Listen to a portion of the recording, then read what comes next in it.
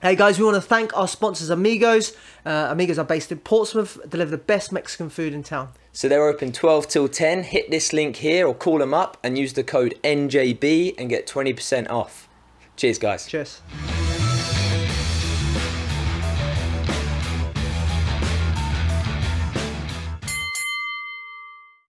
Hello guys, my name's Terry. I'm here with Ash today. Podcast number 6. We're here to review the boxing from the weekend. Starting with the Saturday event, the Taylor Catterall fight. What a controversial result, right, Ash? Yeah, very strange. Very strange. I'm surprised. Obviously, they've had an investigation go out, but nothing's going to happen with that. Yeah, so that's the British Border Control. They've got to look into the decision and find, I guess do a bit more research into it, whether how they came to that decision. The judges, obviously. First of all, how did you score it? Minus obviously the boxing stats of Catterall landing double the punches. Yeah. So if I go by the first 6 rounds, if we start right from the first 6 rounds, I gave Catterall 5 rounds to 1. I gave Catterall, and that's just in the first 6 rounds. You go on further to the 6th round, you see he knocked him down as well. It was some even rounds, but predominantly I gave it to... I did have it closer. I remember you messaged me straight away saying, "Oh, I've got Catterall 10 rounds up." Yeah, I saw it again. I gave Taylor probably 3. Yeah, I just think Taylor, obviously, he didn't land any clean work. He didn't turn up. He just smothered him. All of his shots, he just, he didn't really land any clean punches the whole night. I thought Catterall boxed amazing. And even when I was watching the fight, cheering on Josh Taylor, because obviously he's won the pound for pound, and I was hoping to see a good performance. He just got outboxed. He got pieced up. He got beat at his own game, and he just, I don't know how he won. To us, that scorecard at the end there, I think Ian John Lewis had it.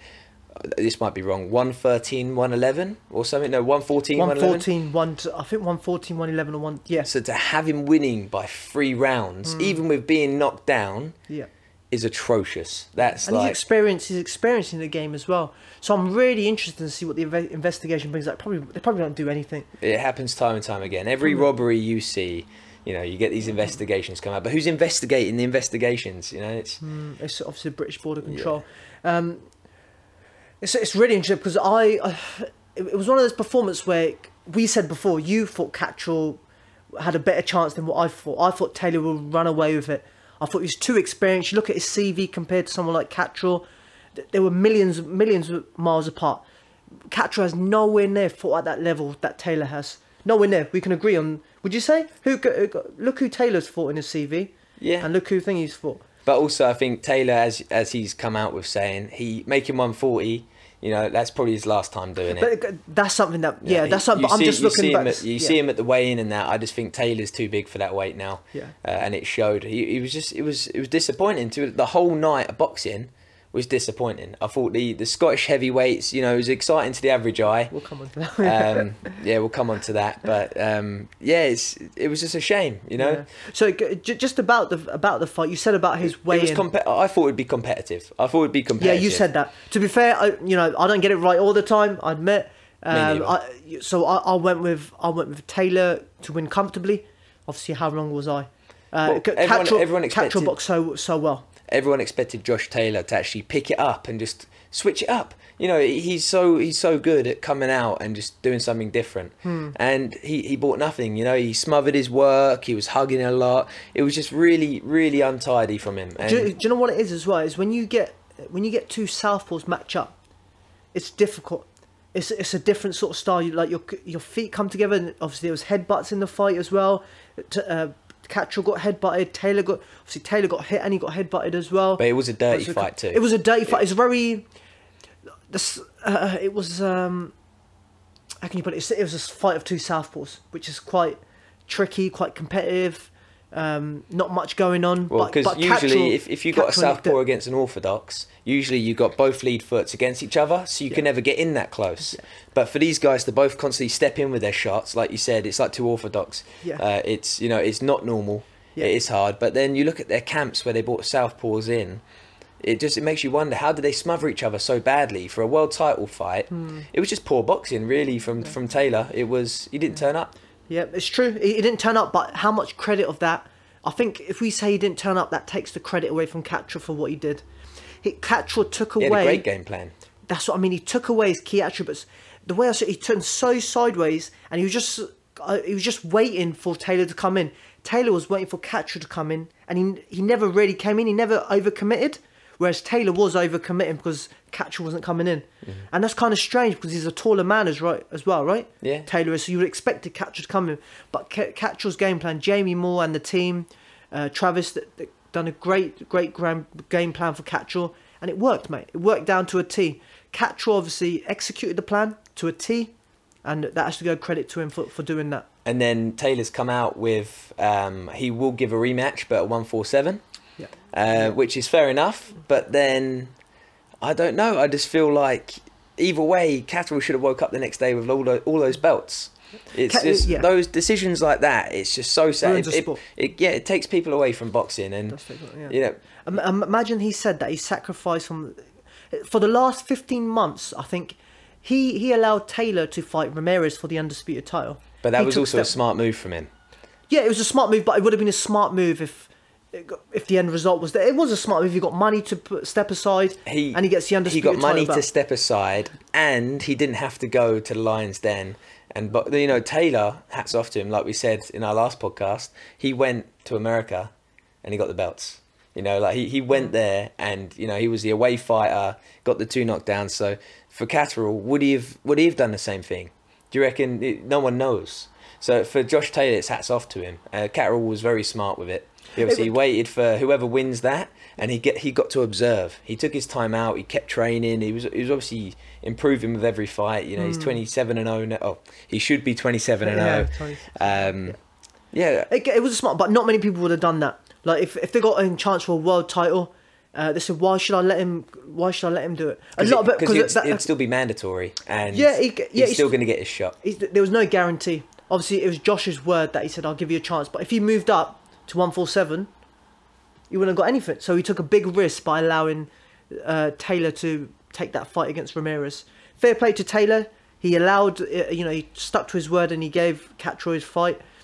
But you know, was it the detriment of his performance? You said he looked weak at the weigh-in. He looked a lot denser, a lot bigger.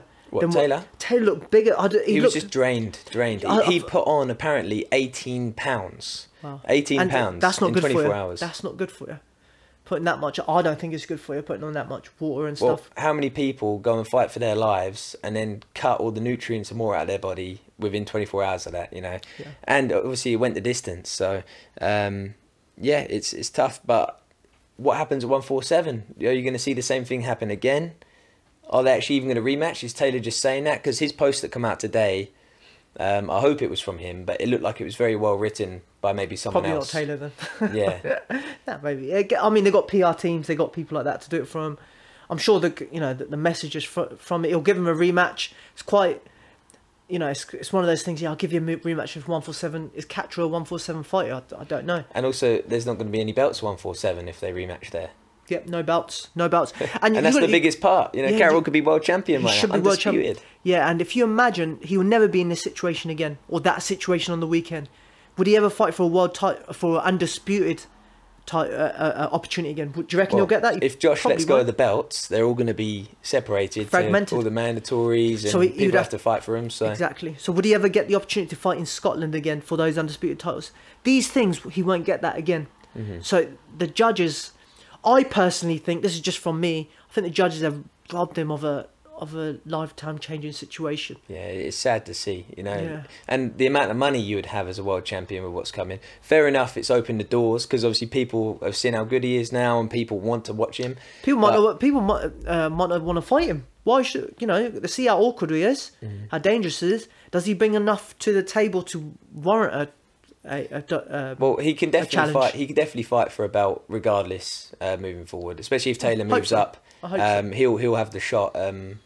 Mandatory. So, what do you reckon in store next for Catterall then?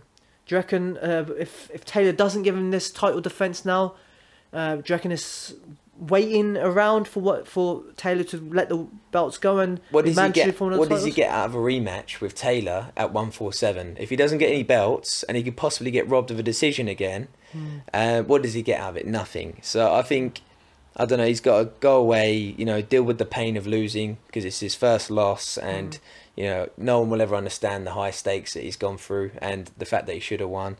But yeah, I'd say go back to drawing board, wait until the belts are relinquished, and go win them one by one. There's no reason why he can't be undisputed at 140. You know, it's a good division, but you know, Jack beat Josh Taylor on the night, and there's no reason why he couldn't beat anyone else. I think it's key now for Catterall to stay focused. It'd be very easy for him to go off the rails and, you know, lose confidence in himself, but he's still got, you know, he's still got to realise that he hasn't achieved the dream of a world champion. Well, hopefully, you know, he gets the opportunity to challenge for a world title again, and you know, he does the wrongs right. So I'm hoping he stays focused and he stays true to his goal.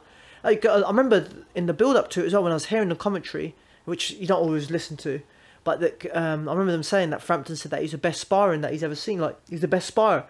And if you imagine he sparred against Mayweather, they were saying, against Canelo as well. Yeah, he's he's big travelled boys. for it. He's travelled. He's got so much experience, and we didn't take this into consideration when... I did. You did? Yeah, well, yeah, I didn't take this into consideration when doing it, because sparring and fighting are two different things.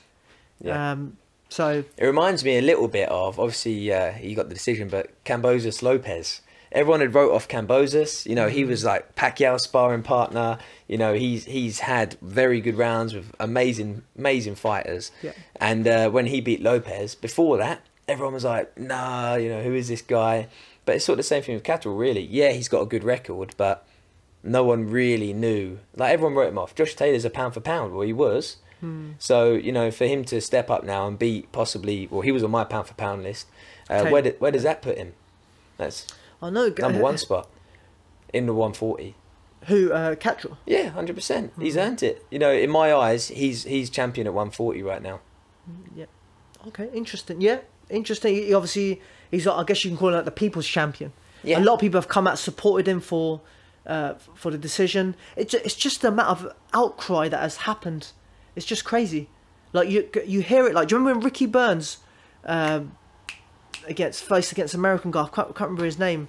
You got American guy come over, beating Ricky Burns convincingly, but Ricky Burns got the decision. It reminds you of that sort of thing as well. But the outcry wasn't as much as it is now. Yeah, it's just sad because you even look at the punch stats. He landed double the amount of punches. He got the knockdown. You must be out of your mind to even, you know. So the close rounds, Josh Taylor, yeah, he was aggressive. He come forward. He had a lot of clinch work. He did win, in my eyes, some of the rounds with his smart moves. And if you were looking at him from an aggressive point of view, fair enough. But it's not enough. It wasn't enough. You know, yeah, fair enough. He might have won the close rounds, but he lost. He lost convincingly. Yeah, I think we all agree on that. We felt he lost. What did you score it again? Well, at first I was trying to give Taylor some kind of benefit of doubt, and I was like, I probably had him down by about 2 rounds, and that was me being lenient to the champ, as you do. Obviously, if you want to fight the champ, you've got to beat him convincingly. Yeah. But saying that, Catterall did. He did beat him convincingly. Yeah. I'll be interested to see what the investigation does bring now. So let's talk about the rest of the card. What was the rest of... Yeah. So, Ebonie Jones, first of all, draw. The referee judged it. There was no real judges. I spoke to a few people about it. Some agreed it was a draw. She went against a taller opponent, much bigger Experienced opponent. as well. I thought she looked good, to be honest. I thought her range control, everything, I thought she won it. I don't know if that was me being biased because I was like watching her more than the opponent, because that could be the case. You know, sometimes when you're eyed on to a fighter, you only really see their work a bit more. Like it's a bit biased, which I'll be honest. Maybe that happened to the Taylor result as well. Yeah, there's no. Just maybe it could be that bias there. Sorry, but it could be. Yeah, it could be. But yeah, I had Ebonie winning by at least a round. Okay. And that was a shame. And the snooze fest that you enjoyed, going back on Ebonie's one. What did you think? I thought it was a draw. Okay. I thought a draw was the right result. I thought the opponent was not correctly picked. I think she was a bit too experienced. I think she fought for a world title previously as well.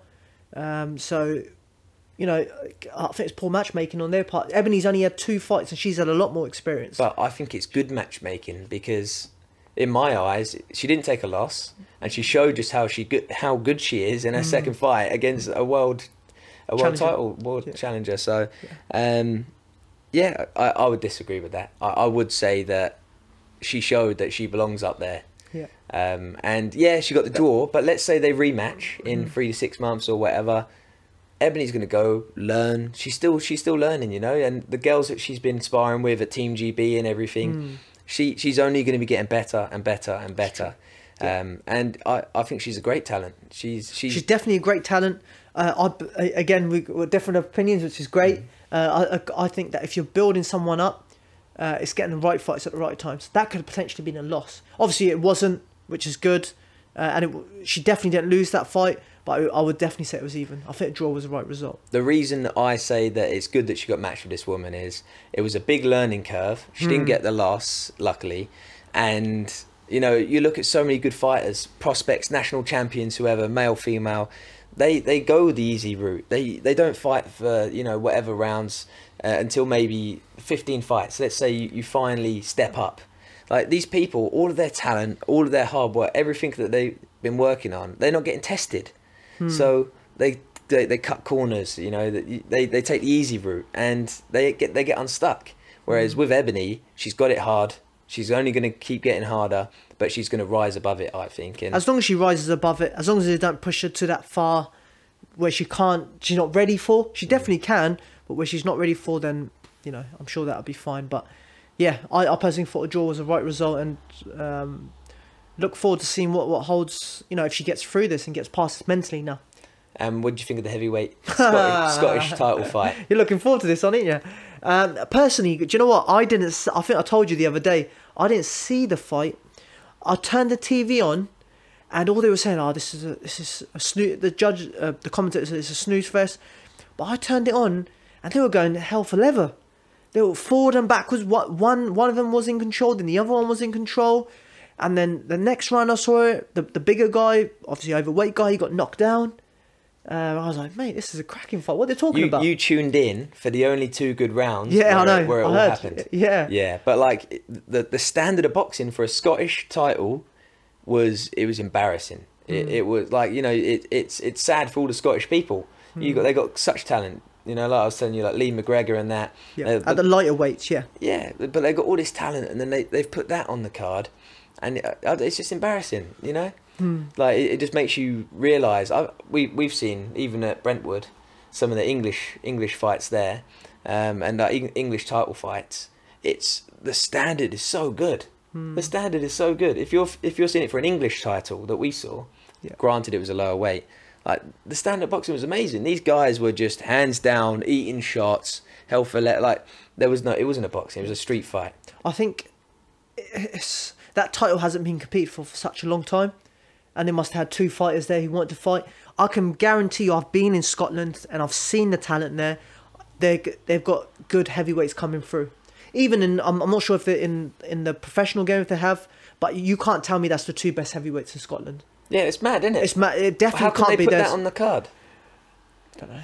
I don't know how to. But I guess they found 2 people who were willing to who were highly ranked, and they put them together and they made the fight. But yeah, you can definitely not tell me that's the best standard that Scotland's got. If it is, I can guarantee you it's getting better. But I've seen it. I've been over there, and yeah. Let's hope that gets a bit more competitive as it goes forward. Yeah, I tell you what, watching it like at the end of the first round, I was thinking, I hope it doesn't go 10 rounds. It was that boring. How many rounds did it go to? I think it was 7. I want to say 7. Okay. Yeah, 7 rounds too long, but... Not Just Boxing are here to announce our proud sponsors, ETS. Yep, Eco Technology Solutions, specialise in the repair of laptops, tablets, mobile phones. They help businesses and consumers in the southeast. So if you use the code FIX with Not Just Boxing, you'll get 25% off. The link is in the description. Go check it out. Thanks, guys. Cheers, guys. Cheers. Are you happy to move on big to Sunday? Card, yeah, massive card. Massive. Well, I thought it was a big card. There's some... on when you look at it on paper, it's big card. Yeah. I mean, shall we start from the top? Lawrence Okolie? Yeah. So, Lawrence Okolie fight. For me, it reminded me of the Lawrence Okolie of old. Yeah. Do you know what I mean? The snooze fest, the grab it, the hugging, the just the smothering all the work. It's quite horrible to look after the first few rounds. It's annoying to watch. Yeah. If you're watching it, you get angry because it's not boxing. It isn't boxing. It's nothing. If you go into a boxing gym and you saw that, you know, you would. That's not boxing. You know, The most entertaining thing about the fight was the entrance of Lawrence Okolie. Did you see that? My best part was turning it off. No, but honestly, he had Idris. Come in, and he had Joshua. Anthony Joshua and Israel Adesanya. That's it. Sorry, Israel Adesanya. Yeah, the style bender. I was like, wow, this is one of the best entrances that the guy's got. He can't let himself down. Mate, like the shivers, like, you know. I felt that one. But he was one thing I know. He was smothering his attacks. He had 3 inches on this guy. You just had to keep it long and hit him when he came in. He obviously, I don't know, he goes back to that old type that he knows, and he has to.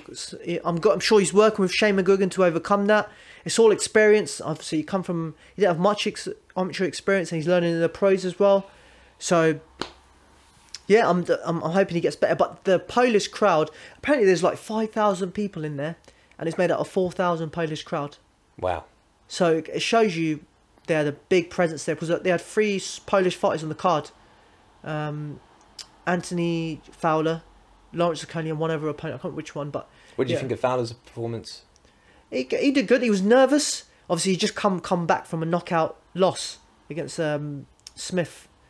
So he was bound to be nervous. I found him, quite hesitant to start off with, but he got better into the fight. He warmed up into the fight, and he got better. Better. I think it was good it's good to get out those demons in your head. What's next for Fowler? Unfortunately, he's mixing at that level already now, where, you know, he can't just be boxing bums. I would like to see him fight Felix Cash. Oh, that'd be a good fight for the British title. That'd be a very good fight. I think that'd be now he's moved up to middleweight. Mm-hmm. That's a good British title fight. Yeah, and it shows you what standard both boxers are at. Because I think they're both knocking on that door for the next level. And nice. I'd like to see that fight. I think they're both committed in the gym. But Felix Cash, a Guildford boxer. City boxer. He's a great talent. I think Felix Cash probably would beat Fowler. I don't know, just because mentality-wise, he's on the up. Obviously, it's a competitive fight. Fowler's, he can bang. We spoke about this last time. Yeah. But I like Felix Cash. And I feel like he's in a position now where he's ready for British, European. Do you know what I mean? Like he's ready for those quick stepping stones, and the next 2 years be a big household name. Yeah, he's a few fights away from, you know. I know Felix Cash, so I think Anthony. I would like to see the fight. I would like to see the fight, the build up. I think Anthony Fowler's maybe just at this stage a bit more experience. Do you think Cash is a bit bigger though? I think Anthony Fowler's massive. Yeah.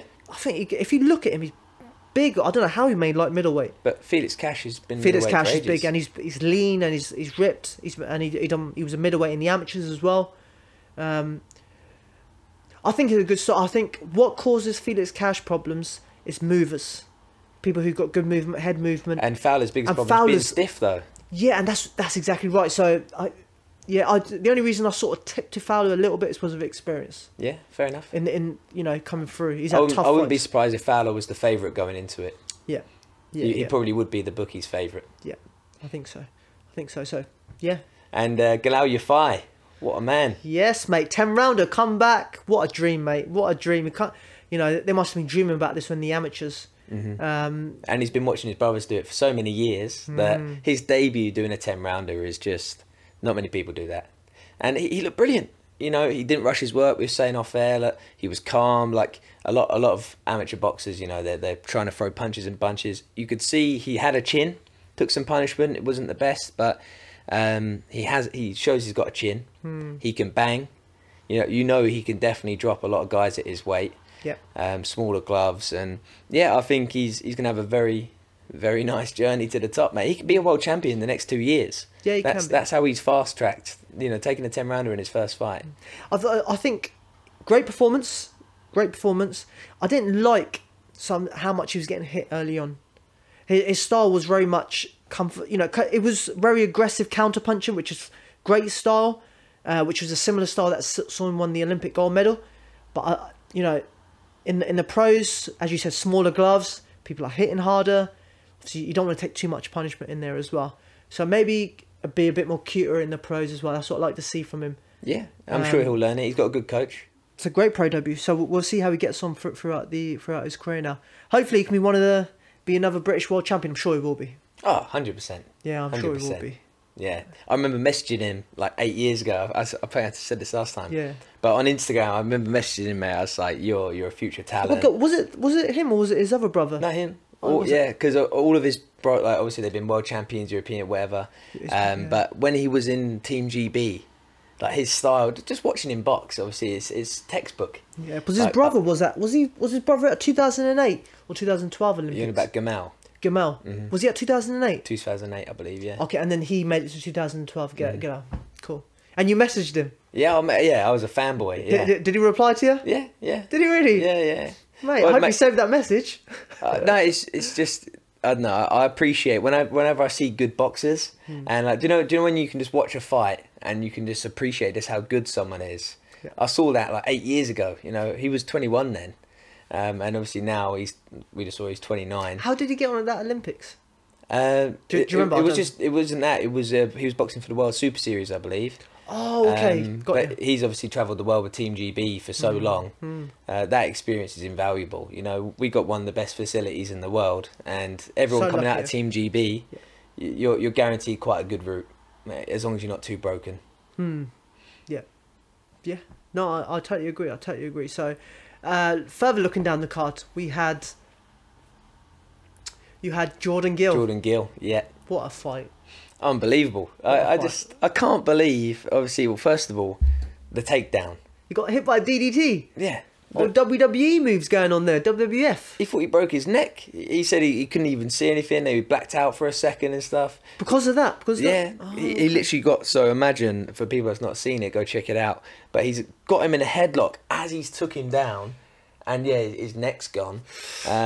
But yeah, his legs had gone after that the whole time. And for him to get that upset knockout when the fight was about to be stopped, fair play. You know, it shows he's got heart, the power in that right hand. You know, he just sat against the ropes and like his upper body was working, but his legs weren't. I think the commentary was saying something like, yeah, his legs are gone, but he's still there mentally. But they were about to call it. And yeah, that short right hand. What a shot. There was like 5 seconds left of the round and he's, brilliant shot. Yeah, he needed that victory as well, and it showed you what heart he's got.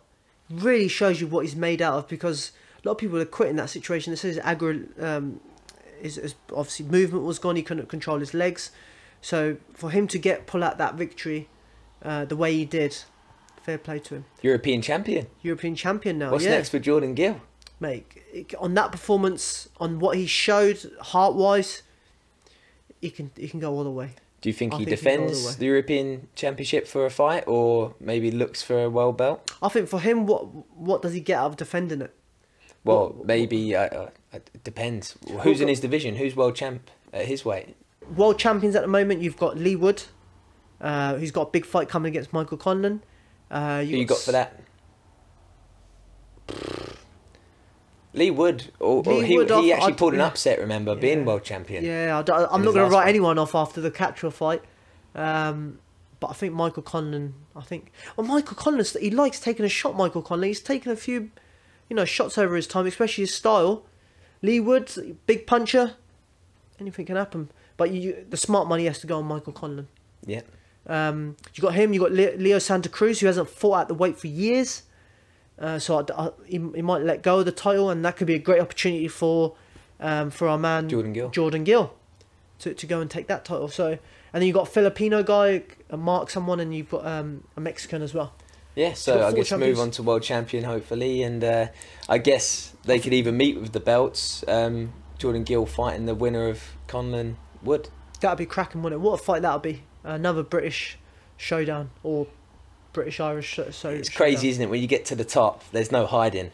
There is you get some champions that can sort of cherry pick their way around, but that's it now. That's why they always say is when you're a challenger, the route, I don't want to say it's easier, but you're hungry. Like you've got a goal to reach for. When you're champion, what's the goal? You're just there to just defend your title, like, and earn money. That's why you got to respect people like Canelo, people like Anthony Joshua, who's defended the title and kept trying to go for more and more.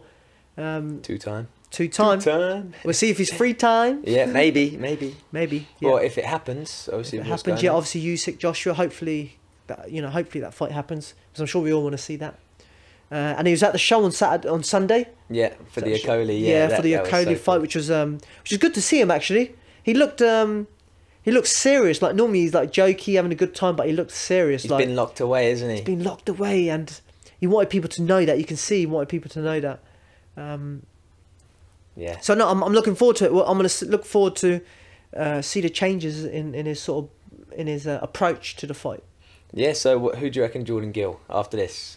I think there's a few more levels before you get to world level if he's facing one of the champions. European though, obviously. European, but it depends who he fought. I mean, I think there's give him 2-3 more fights before he fights for the world title. He's still young. He's 26, 27. He's got a great coach as well. He's got David Caldwell. David Caldwell, who's done great. They've got sort of father-son relationship. Yeah, and Caldwell won him the fight, really.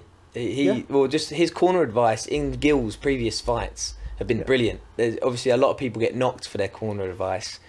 He's one of the people that actually, you listen to it and you're like, wow, he's saying the right things. Like even the fact that if Jordan Gill tried to box and move with no legs, he was going to get knocked out very quickly. Yeah, he told him to stay in that corner, didn't he? Stay in that corner and time it. And what did he do? He got the win. So great advice. Overall, on the performance on Saturday and Sunday, what did you think of the boxing? It was terrible, to be honest. For a weekend of boxing, I had the missus and her family watching it on Saturday, and I apologise just because it was frustrating to watch some of the fights. The standard of boxing wasn't there really, compared to obviously some of the last few weeks that we've had. It's been so exciting. It's just a shame. It's a shame. I was disappointed. I think Lawrence Okolie, if he's trying to sell tickets or do whatever, I know he's world champion, but it's boring to watch. And we haven't got many world champions left, and if you got to watch him, it's painful. So I really hope the McGuigans say to him, look, stop putting people to sleep. When I go to sleep tonight and I put that on, I'm gonna have the best night's sleep ever. But in my opinion, it wasn't the best. Okay, wasn't the best. Yeah, I was overall. I think there should be more weekends like it though. Boxing on Saturday, boxing on Sunday. How good was that? Like our weekend sorted. Just watching the boxing. But if it's that standard and you're seeing a robbery happen, the boxer show should have been better. I mean, when you look at the standard of the two cards, so it shows you how much experience Eddie Hearn's got. If you see his card, he had Fowler and on the undercard, who's main evented just from a fight before. He got Jordan Gill as a co-main event in a European title. He had John Hedges.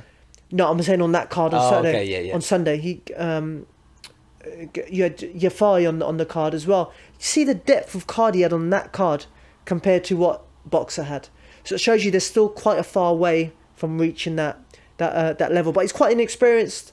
Ben Shannon. Yeah, I like what they're doing there. The production was really good on when I went to the Khan Brook fight. Really good. So yeah, seems doing good. And obviously, you can't blame the promoter for how the fights turn out. You can't, but you can do better You can do better undercards. Yeah. And Ben was good with the decision with Taylor.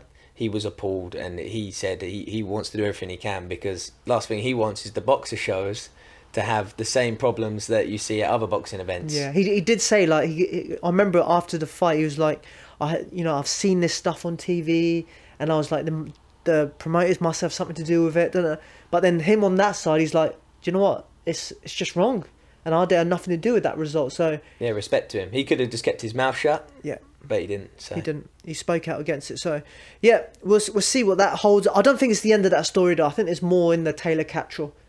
I think there's going to be a lot more investigation into it, and so rightfully there should be. Nice. So let's stop talking about all the boxing. Let's just talk about ourselves for a bit. Yeah. What do you want to know?